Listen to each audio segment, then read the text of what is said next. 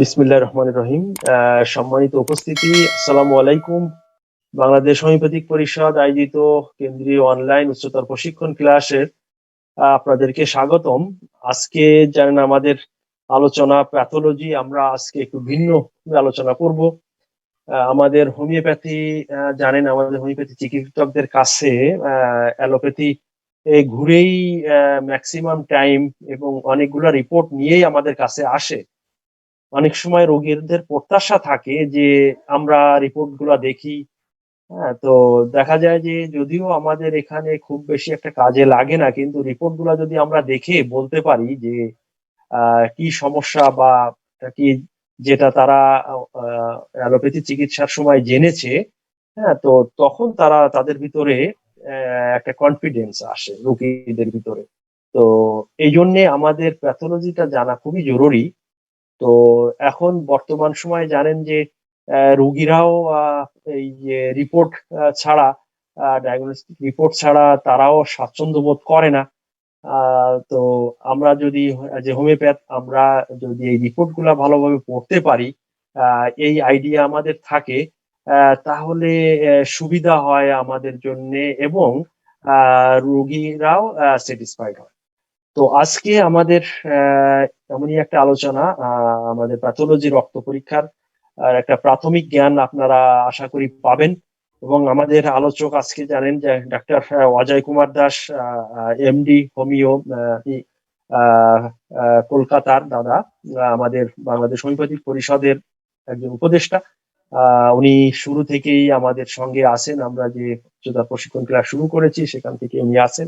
এবং আহ, আরো বলতে চাই যে জানেন যে বলা বাংলা হোমিওপ্যাথি আগে নন সাইন্টিফিক বলা হতো, কিন্তু ডে বাই ডে আমরা জানছি যে হোমিওপ্যাথি পিওর সাইন্টিফিক এবং তথ্য প্রমাণ আসছে। এটা প্রমাণ হতো না, আগে হয়নি, সেটা হলো বিজ্ঞানের সীমাবদ্ধতা ছিল। এখন বিজ্ঞানের উন্নতির সঙ্গে সঙ্গে হোমিওপ্যাথিরও বৈজ্ঞানিক ভিত্তিটা সামনে আসছে। অতএব আমরা এই বিজ্ঞানকে ভালোভাবে জানবো এবং আমরা এটা কাজে লাগাবো। তো আমি দাদাকে অনুরোধ করব আজকে আলোচনা শুরু করার জন্য। এবং সবাই আপনারা ধৈর্য সহকারে আপনারা আলোচনা শুনবেন এবং আপনারা নোট করবেন। আহ সবাইকে অগ্রিম ধন্যবাদ জানিয়ে আমি দাদাকে আহ শুরু করার জন্য অনুরোধ করছি। ধন্যবাদ। নমস্কার, শুভ সন্ধ্যা।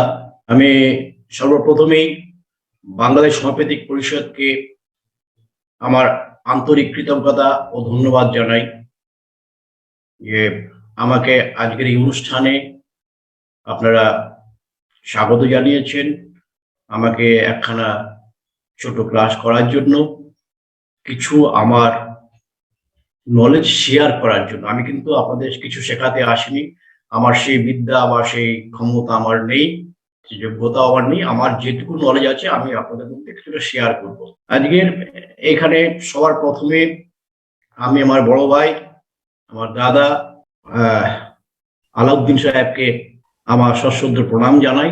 ওনার আশীর্বাদ আমার মাথার উপর বর্ষিত হচ্ছে, ওনার কাছে আমি কৃতজ্ঞ। উনি আমার পাশে সবসময় থাকেন, ওনার দেখানো পথেই আমরা চলার চেষ্টা করব।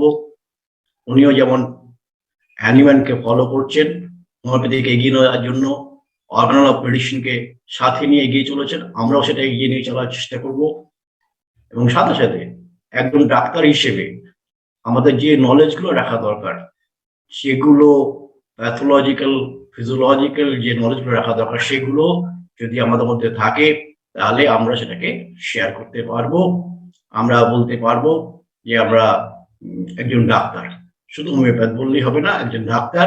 কারণ কেউ যদি এসে আমাদের কাছে একটা রিপোর্ট পেশ করে, যাতে সেই রিপোর্টটা দেখে আমরা বুঝতে পারি যে রিপোর্টের মধ্যে কি আছে, আমরা যেন লজ্জায় না পড়ি। তেমনি আমি আরো চাইবো আমাদের master of master in all subject Farooq Elahi সাহেব, তার বেশিরভাগ ক্লাসই আমি অ্যাটেন্ড করার চেষ্টা করি। তিনি সমস্ত সাবজেক্টের উপরে তিনি মাস্টার, তার শুভেচ্ছা আমি কামনা করব।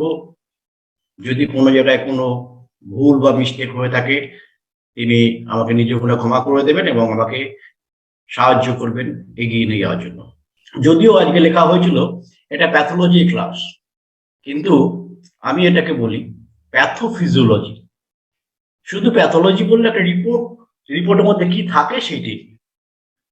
আমরা রক্ত মাংসের শরীর, আমাদের মানুষের শরীর, প্রতিটি আমাদের জীবিত প্রাণী রক্ত মাংসের, আমরা মানুষ, আমাদের মানুষের রক্ত মাংসের শরীরে এই রক্তটা কি সেটা নিয়ে আজকে আমি কিছুটা আলোকপাত করার চেষ্টা করব, যাতে আমরা বুঝতে পারি যে রক্তের মধ্যে কি কি ডেফিনিশন গুলো আছে, কি কি জিনিস আছে। আমাদের কাছে অনেক পেশেন্ট আমাদের কাছে এরকম রিপোর্ট নিয়ে আসে। রিপোর্ট দু রকমের পাওয়া যায়। একটা routine examination of blood, R E blood বলা হয় তাকে, বা হেমাটোলজি ডিপার্টমেন্ট থেকে এটা করা হয়, যে রুটিন ব্লাড টেস্ট। তার মধ্যে কি কি থাকে?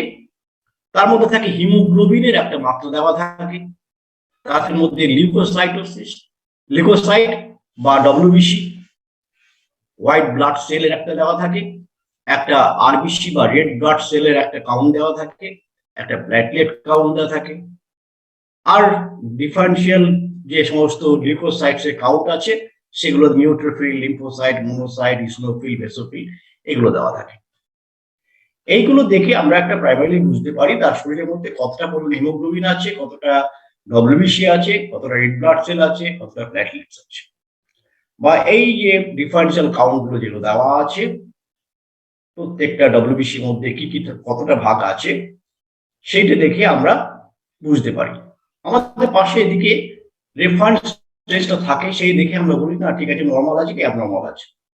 কিন্তু আমাদের জানতে হবে এইগুলোর ফাংশনটা কি, এগুলো কোথায় কিভাবে তৈরি হচ্ছে। আমরা যখন আরো একটা বড় রিপোর্ট দেখি, কমপ্লিট ব্লাড কাউন্ট, তখন সেখানে আমরা হিমোগ্লোবিনের সাথে সাথে দেখি পিসিবি। পিসিবিটা কি সেটা আমাদেরকে জানতে হবে, পিসিবিটা কাকে বলে। আবার এমসিভি, এমসিএইচ, এমসিএইচসি, আরডিডব্লিউ, এগুলো কি জিনিস, এগুলো যদি আমরা না জানি তাহলে একটা পেশেন্টের কাছে আমাদের নিজস্ব আত্মসম্মান বোধটা অনেকটা নিচে নেমে যায়। আমরা যেমন এখানে নিউট্রোফিল, লিম্ফোসাইট, মোনোসাইট, ইসনোফিল, বেসোফিল সমস্ত জানছি, এই যে এখানে চারটে দেওয়া আছে, পাঁচটা দেওয়া আছে, পিসিবি, এমসিভি, এমসিএইচ, এমসিএইচসি বা আরডিডব্লিউ, এইগুলো যদি আমরা না জানি তাহলে কিন্তু আমাদের অনেক ক্ষেত্রে আমরা আমরা আমরা ঠিক পেশেন্টের কাছে সঠিক জবাব দিতে পারবো না।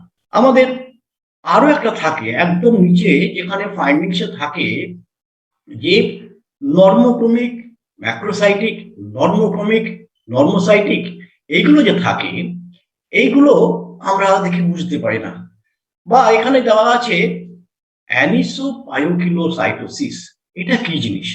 আমরা তো পেশেন্টের রিপোর্ট দেখার পরে একটু হতভম্ব হয়ে যাই, এগুলো যদি আমরা না জানি তাকে কি বলতে পারবো ডাক্তার আমার কি হয়েছে, ডাক্তার এটা কি, আমাকে একটু বলতে হবে, পেশেন্টকে বোঝাতে হবে।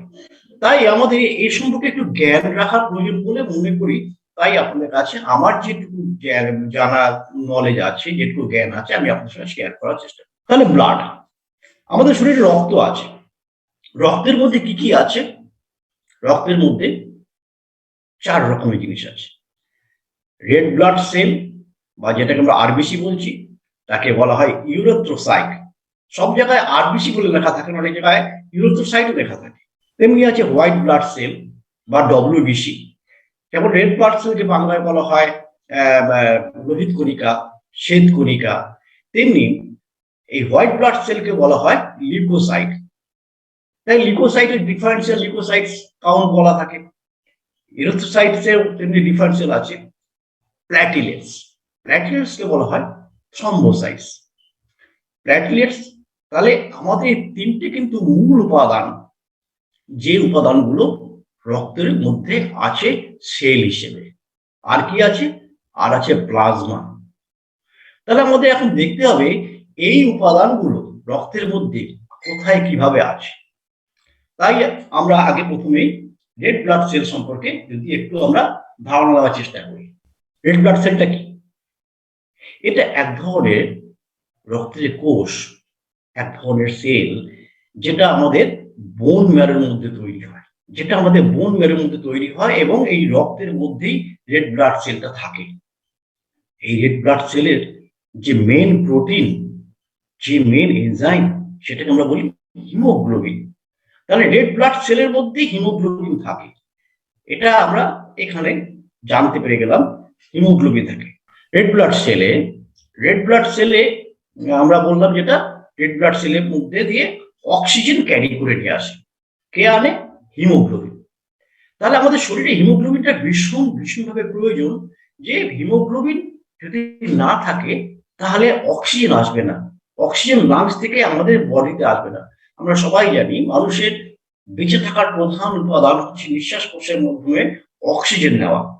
সেই অক্সিজেনটা আমাদের লাংসের থ্রু দিয়ে আমাদের পুরো রক্তের মধ্যখান দিয়ে হার্টে আসছে, হার্টে এসে হার্টে থেকে পুরো বডিতে সার্কুলেট হচ্ছে। বডিতে সার্কুলেট হয়ে কোথায় যাচ্ছে? প্রতিটা সেলের মধ্যে যাচ্ছে। প্রতিটা সেলকে সে মেটাবলিক ফাংশন করার জন্য, প্রতিটা সেলে কাজ করার জন্য সেখানে অক্সিজেনের প্রয়োজন হয়ে পড়ছে। তাহলে মানুষ বাঁচতে গেলে, প্রতিটা সেলকে বাঁচিয়ে রাখতে, প্রতিটা সেলকে বাঁচতে গেলে হিমোগ্লোবিনকে তার ভীষণ প্রয়োজন। হিমোগ্লোবিন না হলে একটা মানুষ বাঁচতে পারবে না, কারণ অক্সিজেন সে ক্যারি করতে পারবে না। আমাদের এই রেড ব্লাড সেল কোথায় তৈরি হয়? এই রেড ব্লাড সেল আমাদের যখন মাতৃগর্ভে থাকি কোথায় হয়? প্রাইমারিলি আমরা বলতে পারি বোন ম্যারোর মধ্যে রেড ব্লাড সেল হয়। রেড ব্লাড সেল বোন ম্যারোতে তৈরি হয় যখন মাতৃগর্ভে থাকি।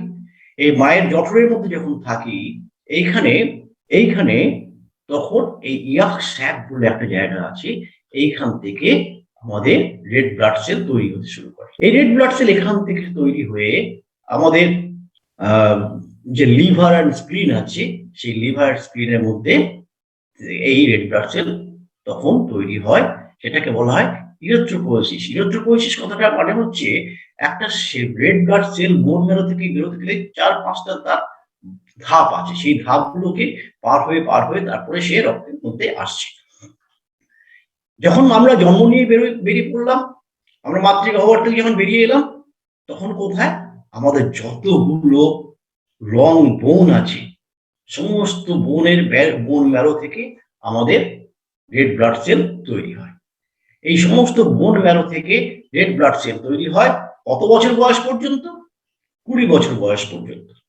এই 20 বছর বয়স পর্যন্ত আমাদের রেড ব্লাড সেল তৈরি হয়।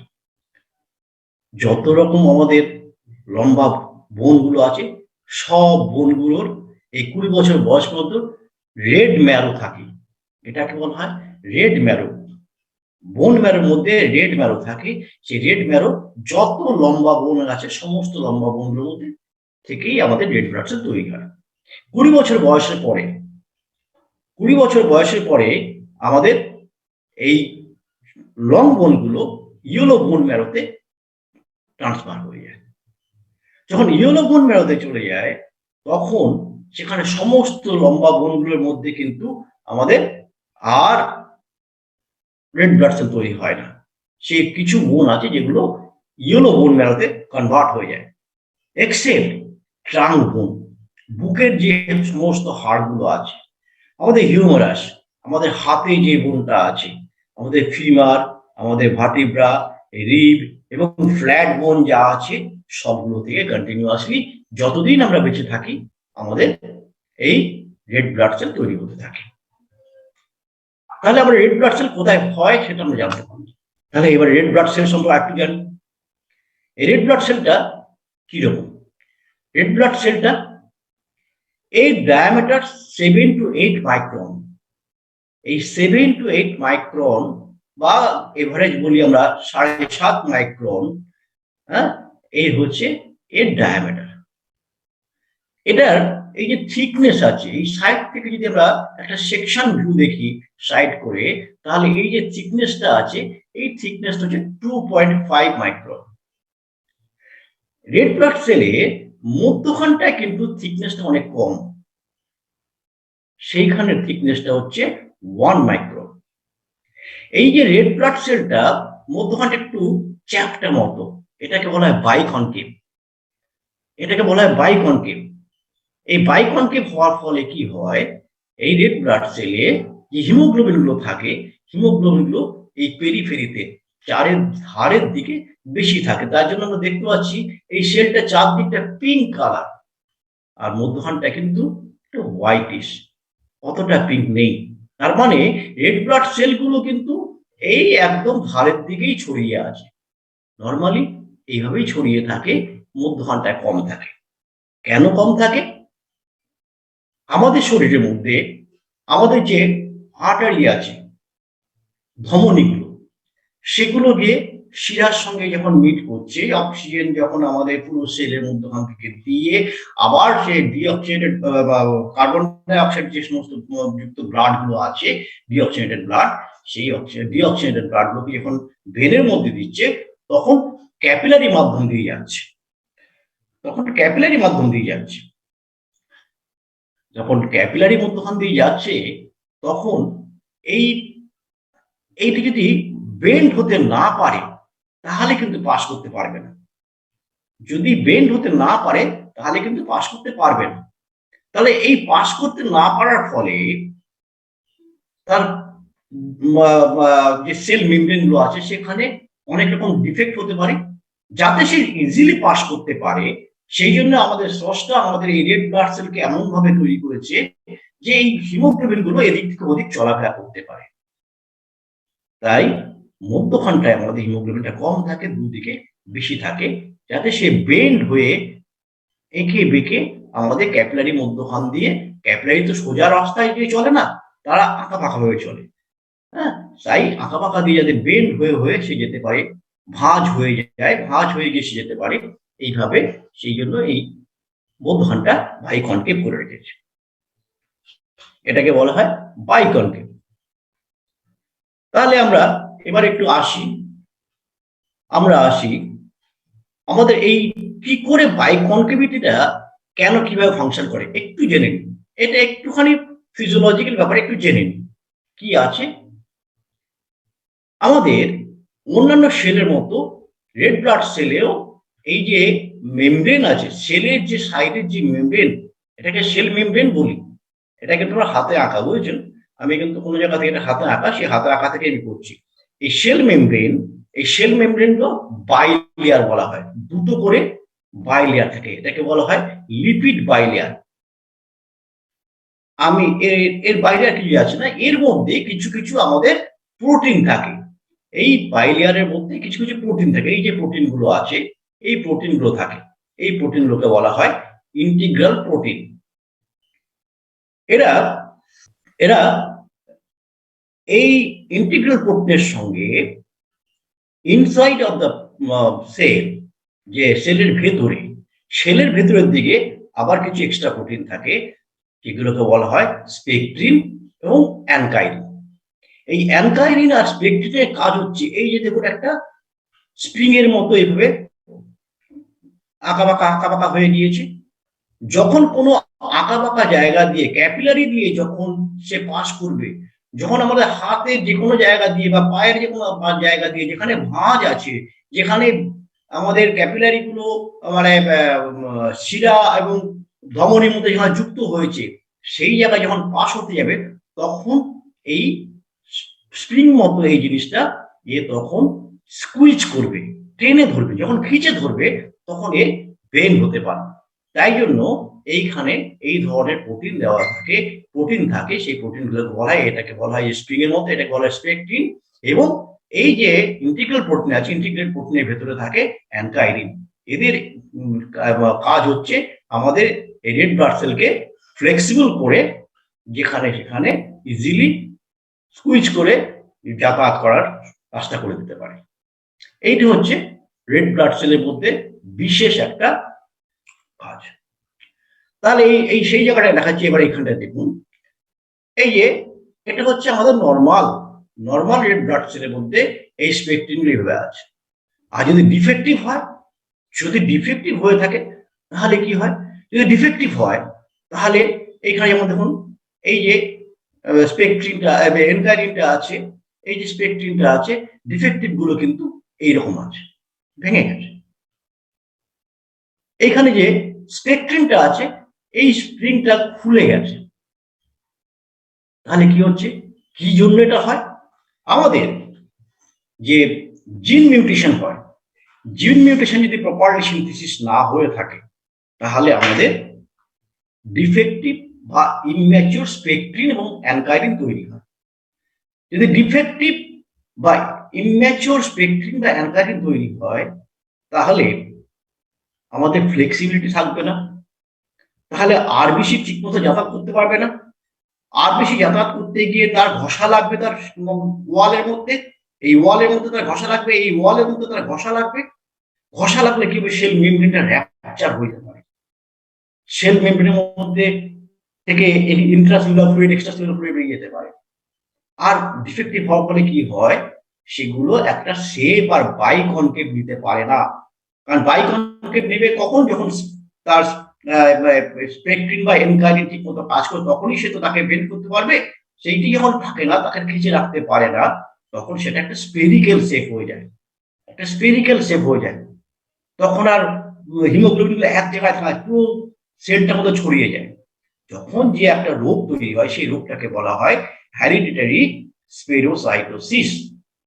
হেরিডিটারি স্পেরোসাইটোসিস, এই হেরিডিটারি স্পেরোসাইটোসিস হলে দেখা যায় যে আমাদের এখানটা পুরোটার মধ্যে হিমোগ্লোবিন ছড়িয়ে পড়েছে এবং এই আরবিসি গুলো যাতায়াত করতে পারে না, এক জায়গায় ব্লক হয়ে যায়, আমাদের শরীরের মধ্যে ক্লট বেঁধে যাচ্ছে, ব্লাড যেতে পারছে না, মোটা হয়ে যাচ্ছে, শরীরে রক্ত মোটা হয়ে যায়। তখন আমাদেরকে অনেক ডাক্তাররা দিয়ে দেন যে অ্যান্টিকোয়াগুলেন্ট মেডিসিন দেন এলোপ্যাথিতে। আমাদেরও অনেক মেডিসিন আছে, আমি পরবর্তী ক্ষেত্রে সেই জায়গায় আসবো। আবার অনেক প্রবলেম দেখা যায় খুব হালকা ধরনের হয়, সেগুলোকে বলা হয় হেরিডিটারি ইলেকট্রোসাইটোসিস। যেমন একটা কোথায় দেখা যায়, জন্মগতভাবে হিমোলাইটিক এনিমিয়া যদি হয়ে থাকে, জন্মগতভাবে haemolytic anaemia, haemolytic anaemia, sickle cell anaemia, এর মধ্যে কিন্তু হিমোলাইটিক এনিমিয়া পড়ে, আরো অন্যান্য এনিমিয়াও আছে, আমি সেগুলোতে পরে আসবো। তো আর কোথায় পাওয়া যায়, জন্ম হওয়ার পরে আমরা শুনি বাচ্চাটা জন্ম হয়েছে জন্ডিস নিয়ে, তার সারা শরীরটা হলুদ হয়ে গেছে, জন্ম থেকেই তার জন্ডিস নিয়ে জন্মেছে। তখন বুঝতে হবে যে তার জিন মিউটেশন ঠিক হয়নি, তার জিন মিউটেশন ঠিক হয়নি বলে কিন্তু তার এরকম ডিফেক্টিভ স্পেকট্রিন বা এনকাইরিন তৈরি হয়েছে। এই আমরা যদি এর সঙ্গে একটুখানি এর থেকে বেরিয়ে গিয়ে হোমিওপ্যাথি নিয়ে চিন্তা করি, হোমিওপ্যাথিতে আপনি তখনই ভাববেন যে মায়াজমিটি কেন আমাদের প্রয়োজন হয়, বাবা মার মায়াজম কেন দেখতে চাই আমরা, তারা কি রোগে ভুগেছিল, কোন মায়াজম নিয়ে আসছে, সেইখানে নিশ্চয়ই জেনেটিক যে মিউটেশন হয়, জিন মিউটেশন যেটা হয়, তার প্রবলেম থাকে। তাই হেরিডিটি থেকে তার এই প্রবলেমটা এসছে বলে কিন্তু তার এই সমস্ত স্পেরিক্যাল আরবিসি তৈরি হয়ে গিয়েছে। এই প্রবলেমকে ওভারকাম করে ফেলতে পারে, তখন যে রোগটা থাকে তাকে বলা হয়